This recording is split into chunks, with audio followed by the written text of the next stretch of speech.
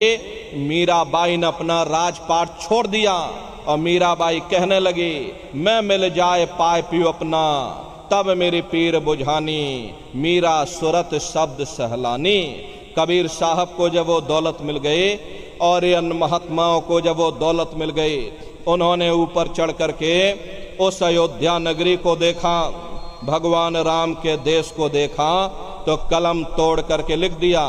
अरे चिल्लाने लगे, अचरज देखा भारी साधो, अचरज देखा भारी रे, बिना बजाए निस्दिन बाजे, घंटा शंख नगारी रे, बहरा सुन सुन मस्त होता है, तन की खबर बिसारी रे, बिन भूमि के महल बना है, तामे जो तुजारी रे, अंधा देख देख सुख पावे, बात बतावे सारी रे, जीता मरकर फिर जी जावे, बिन भोजन बलधारी रे, ब्रह्मानंद संत जन बिरला, कोई समझे बात हमारी रे। प्रेमी भाई बहनों, वो असली अयोध्या नगरी है, वो भगवान राम का असली देश है। अरे राम जी का दर्शन करने के बाद फिर तुम्हारी यही जीवात्मा दूसरे मंडल की आवाज को पकड़ करके दूसरे मंडल की चढ़ाई करेगी। शाम तज श्वेत को गहना, सुरत को तान धुन सुनना, बंक के द्वार धस बैठो, त्रिकुटी जाए कर लेना। उसी के ऊपर दूसरा देश आता है जिसे महात्माओं ने त्रिकुटी देश कहा।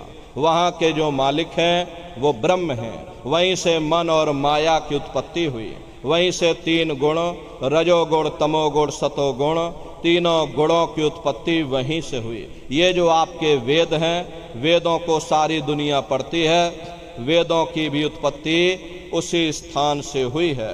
अरे महात्मा कहते हैं कि त्रिकुटी महल में विद्या सारा, घनहर गरजे बजे नगारा, लाल वरन सूरज उजियारा। वहाँ पर दो धुनें, बादलों की गर्जन और मृदंग की आवाज गूंजती रहती है।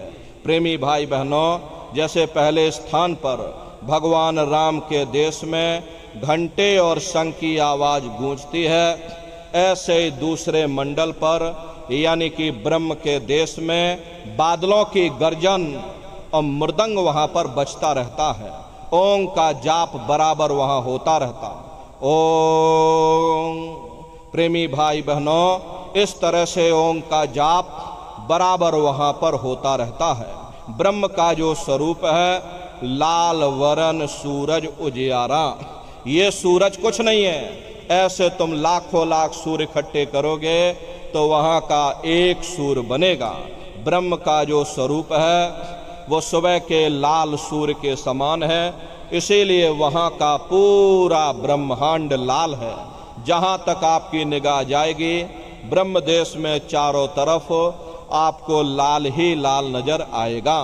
महात्मा जब साधना करके वहाँ पहुँचे तभी महात्माओं ने लिख दिया, लाली मेरे लाल की, जित देखूं उत लाल, लाली देखन में गई, मैं भी हो गई लाल।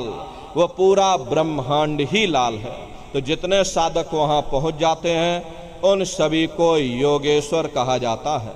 योगेश्वर की पदवी उन्हीं को मिलती है जो ब्रह्म स्थान तक पहुँच रखते हैं।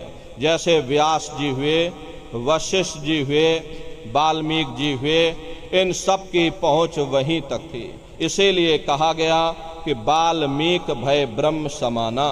जब इनकी जीवात्मा वहाँ पहुँची और जब इन्होंने ब्रह्म का दर्शन किया, इनका स्वरूप भी ब्रह्म के समान यानी कि ब्रह्म स्वरूप हो गया। तो जितने साधक वहाँ पहुँच जाते हैं उन सभी को योगेश्वर कहा जाता है। योगेश्वर भगवान श्री कृष्ण उसी देश में वास करते हैं।